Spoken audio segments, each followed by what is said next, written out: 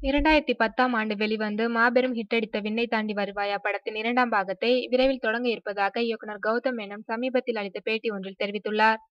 சிம்பு, த்ரிஷா நடிப்பில் 5 ஆண்டுகளுக்கு முன்பு வெளிவந்து மாபெரும் வெற்றி பெற்ற படம் விண்ணை தாண்டி வருவாயா. தற்போது அதன் 2ஆம் பாகத்தை கையில் எடுக்க இருக்கிறார் இயக்குனர் கௌதம் மேனன். தற்போது சிம்புவை வைத்து அச்சம் என்பது மடமேடா படத்தை எடுத்து வரும் கௌதம் மேனன் மீண்டும் சிம்புவை வைத்தே விண்ணை தாண்டி வருவாயா 2ஆம் பாகத்தை ஆரம்பிக்க உள்ளாராம். சிம்புவின் திரையுலக வாழ்க்கையை விண்ணை தாண்டி வருவாயா படத்திற்கு முன், படத்திற்கு பின் என்று இரண்டாக பிரித்து பார்க்கக்கூடிய அளவிற்கு இந்த படத்தின் மூலம் சிம்புவின் திரை வாழ்க்கை மாறியது.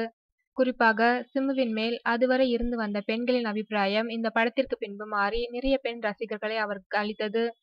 தாமரையின் வரிகளில் மன்னிப்பாயா, அன்பில் அவன், விண்ணை தாண்டி வருவாயா போன்ற பாடல்கள் இளைஞர்களின் தேசிய கீதமாக மாறிப்போனது.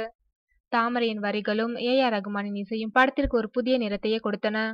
20க்கும் மேற்பட்ட விருதுகளை பெற்ற இந்த திரைப்படம் அதிகமான விருதுகளை இசைக்காகவும் பாடல்களுக்காகவும் பெற்றது குறிப்பிடத்தக்கது. படத்தின் வெற்றிக்கு பின்பே படத்தின் 2ஆம் பாகத்தை ஆரம்பிக்க இருப்பதாக இயக்குனர் கௌதம் மேனன் குறிப்பிட்டிருந்தார். இடையில் சில படங்களை முடித்துவிட்டு விண்ணை தாண்டி வருவாயா 2ஆம் பாகத்தை தொடங்கும் என்று கூறிய அவர் ஏற்கனவே சொன்னபடி தற்போது படத்தின் வேலைகளை தொடங்க உள்ளாராம். 2ஆம் பாகத்திலும் சிம்பு, த்ரிஷாவை வைத்து இயக்க இருக்கிறார் கௌதம் மேனன்.